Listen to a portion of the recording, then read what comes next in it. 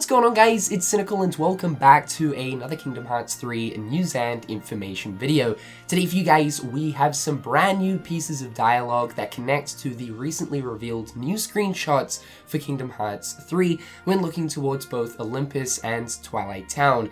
Recently, Famitsu actually did a big cover on the recently revealed new screenshots, and the interesting thing about Famitsu's scans is they actually do contain pieces of dialogue for a few of the different news screenshots that actually give us more context towards what is perhaps happening in these scenes. Real quick, before we get into today's video, a big shout out to Mio-Chan over on KH13 for of course providing us with the translations for these pieces of dialogue. The first piece of dialogue we have is for this screenshot right here with Sora, Donald, and Goofy having a conversation with Hercules.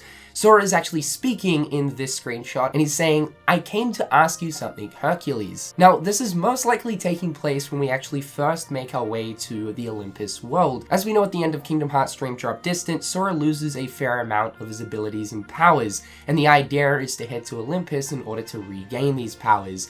This is most likely one of the first initial conversations where Sora is pretty much explaining his current situation and that he needs to train with Hercules in order to regain his strength. The next piece of dialogue is for this screenshot right here, where we see a conversation between Meg and Hercules. We can clearly see that in this situation, Meg is pretty concerned, and she's saying, "Take care of yourself, Wonder Boy." This is most likely taking place before Hercules, as well as Sora, Donald, and Goofy make their way up Mount Olympus, and likely up to Olympus itself, to of course take care of the recently summoned Titans. It seems to be that the plot for the Olympus world in Kingdom Hearts 3 is focusing more so on a lot of the different story events that happened throughout the actual Hercules film.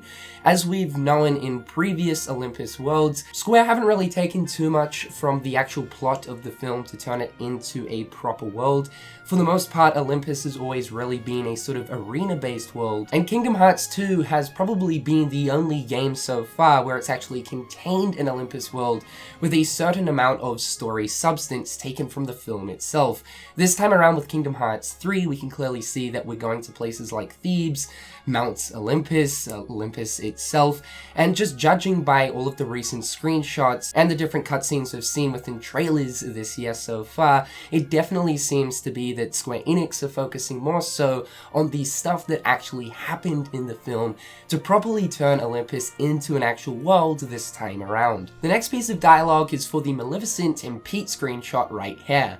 Maleficent is talking in this image and she's saying, "If you were going to go after Small Fry, then just forget it. We have things to attempt to remember." Now, personally, I think she's speaking to that of Pete whilst in front of Sora, Donald, and Goofy, as we can see that Pete is actually looking towards Maleficent in this scene. And by Small Fry, I think she is actually referring to that of Sora himself. As we know, Maleficent and Pete have clear intentions of their own, and specifically when in the Olympus world, she is trying to track down a black box. No doubt it's the same black box from Kingdom Hearts Key back cover. If she is actually speaking to Pete in this situation, then it makes me think that Maleficent and Pete aren't really too interested in actually toying with Sora, Donald, and Goofy while in this world, but rather more so focused on their initial goal, and yes, that's to find the black box. Although I am certainly expecting some sort of antagonizing to go on from Maleficent and Pete towards us as the players as we make our way through the worlds, it seems to be that Maleficent and Pete have more of a clear focus in mind this time around. Now, I also have a slight feeling that there could potentially be a very small translation error in this piece of dialogue. Just when Maleficent says, "We have things to attempt to remember," I think it would make a little bit more sense if she was saying, "We have things to attend to remember," if of course she is speaking towards Pete, referring to that of their goal of finding the box in that world, and not of course wasting their time meddling with Sora and the gang. Now, if there isn't any translation errors, and this is 100% accurate right here, maybe she's referring to the stuff that we saw within the most recent Kingdom Hearts Union Cross update.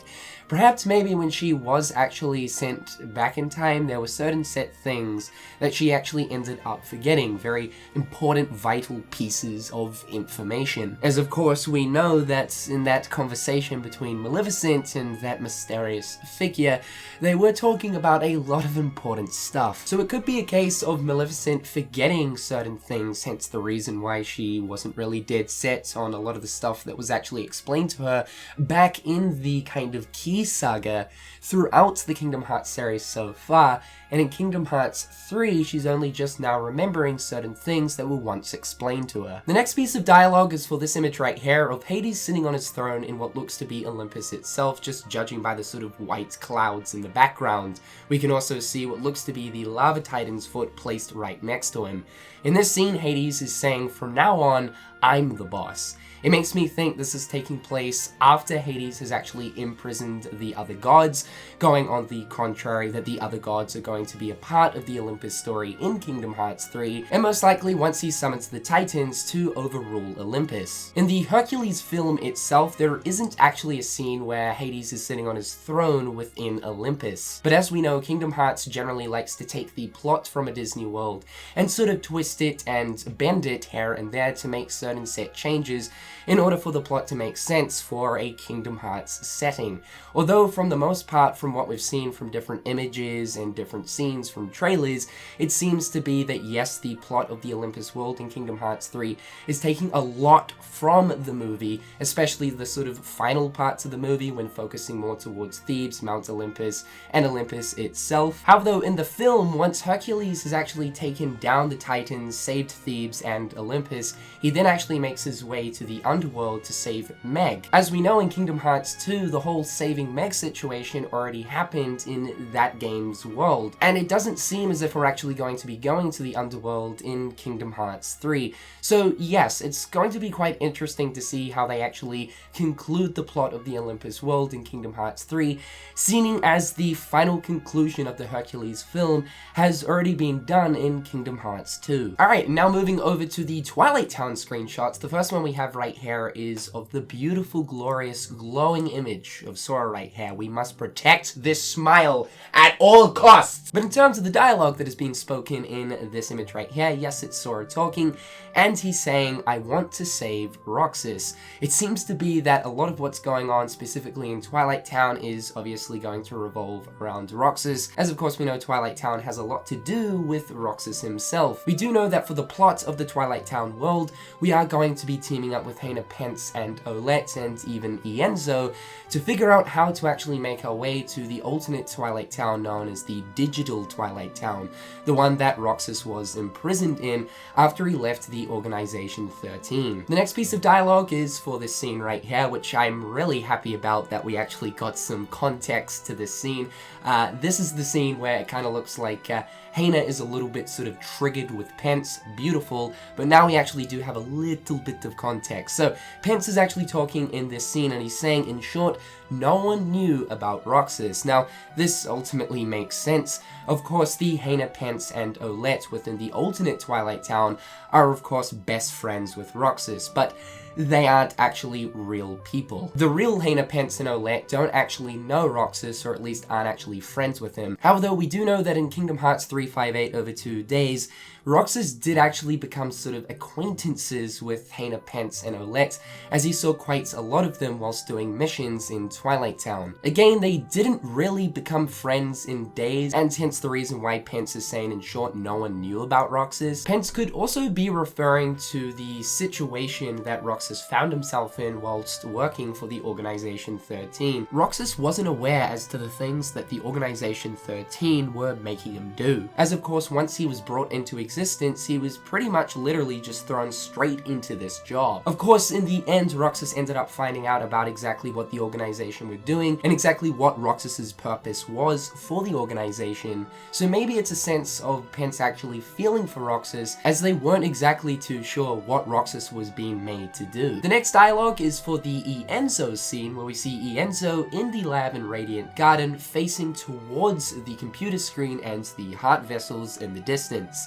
Ienzo is talking in the scene and he's saying, "Pence, let's take a look at this computer and network." So yes, it seems to be that Ienzo and and Pence are going back and forward in order to access the alternate digital Twilight Town. The idea behind this though is that they believe that Ansem the Wise, when creating the alternate digital Twilight Town, actually hid Roxas's data within the files. This could mean that these guys are wanting to track down Roxas's data in order to use that to bring him back. And the very final piece of dialogue is for once again another Ienzo scene where he's looking down at his mobile portal device and he's saying, anyway, analyzing Ansem's code has been frustrating. So yes, once again, Ienzo is helping out the gang with, of course, analyzing the code of the digital Twilight Town, the code that, of course, Ansem the Wise made. I gotta say that I absolutely love the fact that the Twilight Town gang, Sora, Donald, and Goofy, and a guy who was once an evil villain are now all kind of working together in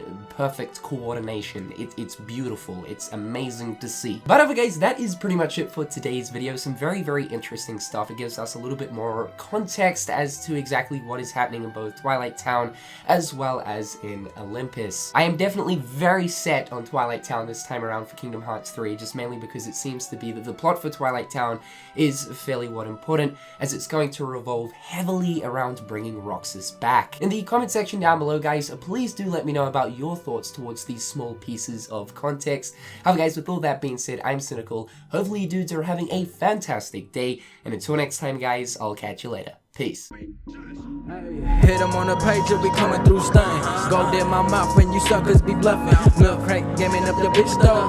Catch me in the back playing Super Nintendo.